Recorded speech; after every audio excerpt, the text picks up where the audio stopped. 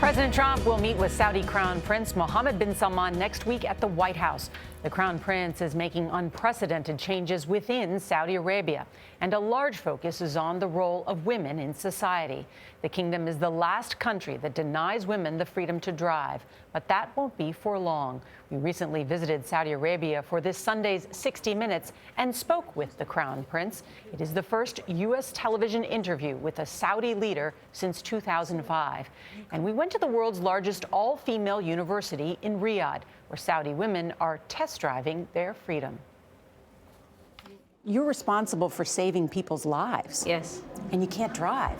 Dr. Ruba Al-Zuhari is studying to become a surgeon. She's also studying for her driver's license. This will also decrease some of the costs that I'm paying on taxis, on a driver. This will help me be independent.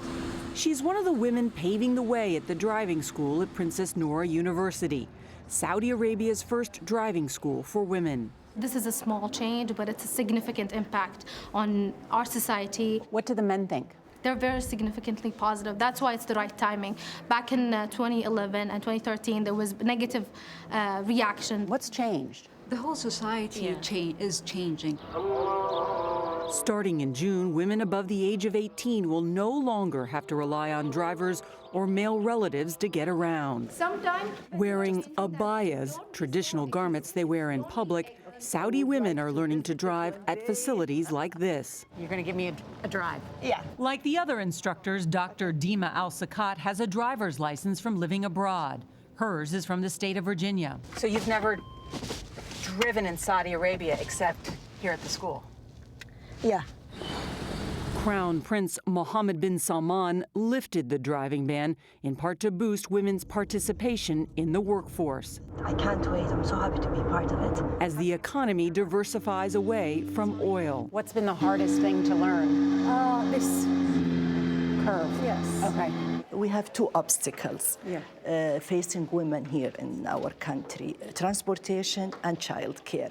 And we try from this school to solve these two problems. Those solutions include a nursery and a traffic village for older children.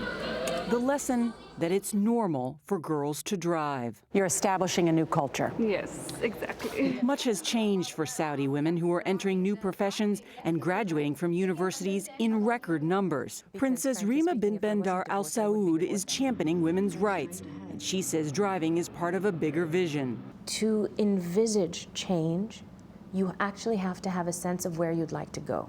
We would like women to have the opportunity for mobility, for decision making, and for social integration. Today, mobility, June is going to be pretty much resolved. Every and any woman will tell you, I want more, and I want it right now. The issue is, right now for me is tomorrow for somebody else. So how do I make sure we all get to where we need to go together? That's actually a more difficult conversation than you would actually believe. Driving is just a quick win. It's not everything. It's progress. The trajectory now is just going forward and not backwards. You are witnessing history. Yes, we're are. glad to You're be part of it. history. We're the ones that are going to tell our grandkids about it, that we lived through this. You know, I was so impressed by the women who have advanced degrees. They're 60% of university graduates, and yet they make up only 10% of the workforce. You can't change the economy in Saudi Arabia without changing the culture. Yeah. And the first step in changing the culture is changing the role of women. And it's such a young population, too. I like that. Yes. I like that she said what the most difficult thing was the curves. I was thinking parallel parking. Yeah. What were you going to say? They have a lot of space. How are Yes. the men going to react to them driving? Well, interesting. One young woman that I spoke with said that her dad was going to start making her drive him around now. So I think they're also pleased by the freedom, because many times their schedules, they have to drive their wives or daughters to a doctor appointment. They have to drive them to school. So it does free up their time as well. Do they get to practice other than simulators? Because, you know, that's great, but you really got to get on the road with other cars. Yes, you saw those white cars that we were. Yeah. So that they can they've got take on the road. Oh yeah, the Okay. Saudis have lined up everything. Yeah, Right. lined up. Those are nice test cars too. And we're going to feature previews of our interview with Saudi Crown Prince Mohammed bin Salman tomorrow and Friday, right here on CBS This Morning. And you can see our full report Sunday night on 60 Minutes. It will air in 2 parts. There's a lot of news, if I may say so myself. It airs at 7, 6 Central, right here on CBS. And you may say so yourself. Can't wait to see it.